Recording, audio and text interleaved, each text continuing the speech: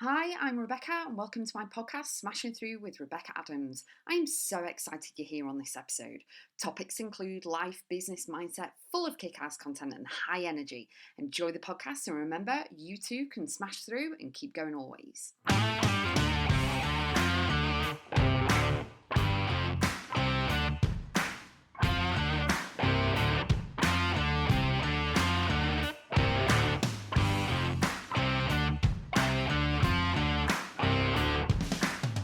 Today's podcast is a little bit different. I'm going to share with you something very personal to me, and it's how I've dealt with my grief of my mum passing away. So, when this podcast goes live tomorrow, the 11th of April, will be 1 year since my dear, beautiful mum passed away, and she passed away of cancer. She had 4 cancers in total that she had been battling since late 2017. And I just want to chat with you about the grief, how I've dealt with it, things that have worked for me that may actually work for you. They also may not work for you as well, but I'm going to share with you what has worked for me. So, in late 2017, mum was diagnosed with cancer, and we are known as Wonder Woman and Warrior Queens. So, we were like, right, let's go. What can we do? This is not okay, obviously. So what can we do? So mum went straight into having the chemo and everything that she needed. And the reason why she opted for that was because she'd been a nurse for over 20 odd years. And obviously, that is what they are. They're in the medical profession and the medical world, should we say. And so mum went straight into that and everything else. So that cancer actually kind of it was kind of like she was doing chemo and then radiotherapy, and then she failed her mammogram and she had breast cancer as well. And in October 2018, she was given the all clear of both. We were elated, we were over the moon, it was absolutely fantastic. And then she was, in remission and everything else, and going back and having tests, and she was okay and okay and okay. And then in the August of 2019, I got a message from my mum and it broke me completely. I remember it like it was yesterday, and I got off the phone for the first time. I actually aggressively screamed into my pillow on my bed, crying my eyes out like, why? And it's the first time in my entire life at that point that I ever questioned why. Because, as I said, we are warrior queens. Whatever we are sent, whatever, however the cards are played, we smash through anything. We just go for it. I'm like, yeah, we're going for it. This is it, blah, blah, blah. And again, mum went into the system of chemo and everything else. And then, she ended up getting sepsis. She ended up going into hospital and things like that. And fast track to 2020, the year that everyone will remember. And, she was diagnosed again. And unfortunately, it had spread even more. And on the 21st of December 2020, she was given 3 to 6 months to live. And that was kind of a blow. And again, my brain is like, right, how can we slow it down? What are we going to do? The first thing out of my mum's head and her mouth actually was, I'm never going to have another birthday because birthday is July.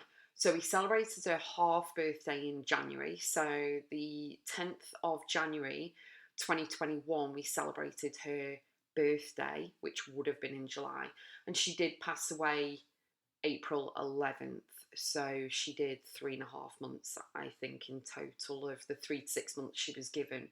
And you know what? Even to the end, she was a warrior. She was smiling, and everything. And what I feel blessed about is that I have built my business so that I can work on Wi-Fi.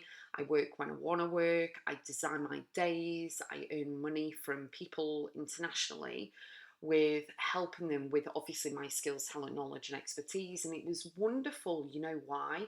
That I can actually spend time nursing my mum, feeding her, cleaning her, doing everything, giving her hand massages and things, and doing everything, and really spending time with her in her last few months, every single day, spending most of my time with her.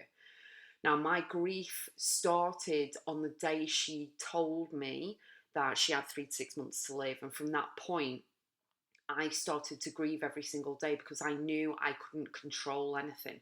I knew I couldn't control the cancer. It was taking over. She was lit up like a Christmas tree. Do you know what I mean? And what I did was I chose a small select few handful of people that I could actually message and cry and scream and shout and rant and rave through voice notes that I trusted in order to really get my emotions out there, because I need to be okay. My son's autistic, he picks up on emotion, he picks up on everything, and I still needed to function as a business owner, as a parent, but also as a daughter, because my journey of a daughter was ending in a way. You know what I mean? In the physical realm, it was ending. So, my grief started on that day. And what I found was that talking it through and, really being able to release all of that stress, release all of that. So only a select few of people knew exactly what was going on. That really helped. And ultimately, if you know me, you know I'm the mindset queen, and mindset saw me through everything, because I took every 5 minutes as it is. I still woke up with gratitude every single day that I get another day with my mum on the planet. And, it really, really worked. I powered up so much. It was unbelievable that I was able to organise a funeral with the restrictions of only being allowed to have 20 people in the room. I was like, that was difficult to do. That was difficult to choose the people to go in that room. And, mindset and actually being able to talk through with people my emotions and feelings and everything else really, really helped. And that is how I've got through the grief. I still do it now. I look at all the videos I've recorded, because I definitely recommend recording the voice, recording videos, looking at photographs. I surround myself with my mum, and I know that she's watching over me.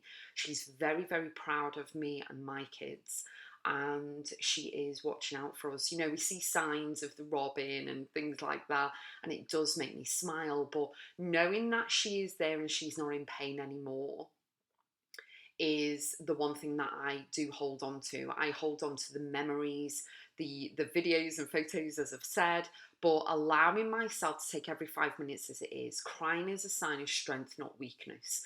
And allow myself to keep showing up. My journey is not finished yet. She would want me to carry on with my work because she knows it's very important, and I need to keep doing what I'm doing. And my lifetime mantra of keep going always keeps me grounded, keeps me really focused. And even though, yes, I am upset, mum's not here anymore, there's nothing I can do about it. I need to release the control, and I haven't done all of that anyway. But, I really allow myself that time to just be. So be in silence. You can journal if you want. I talk to my mum all the time. I laugh and smile and everything, because I know something she'd be like, really? You know what I mean? But that's what's helped me get through the past year, and really focusing on my business, focusing on my clients, focusing on my kids, and focusing on how I can empower more people, and also allowing myself that time just to be, so that I can grieve too. I hope this has helped.